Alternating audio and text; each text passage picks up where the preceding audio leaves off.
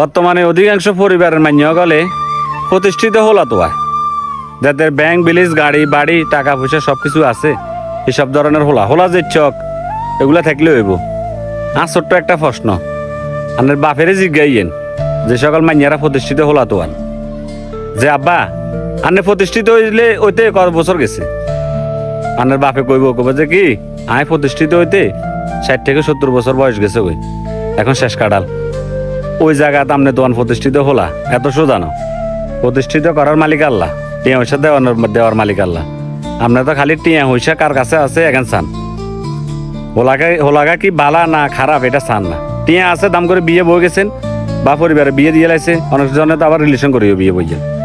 পরবর্তীতে আবার মানসিক টেনশন মানসিক অশান্তি এখানের কারণে লাস্ট পর্যন্ত বিচ্ছেদ হয়ে যায়, সারাসারি হয়ে যায়। পরে এবার যেতে মন চাই দিতে বই যান, এক বিয়ে তো হয়ে গেছে, এখন চাইলেও আর ওই প্রতিষ্ঠিত হলা বিয়ে করতো না।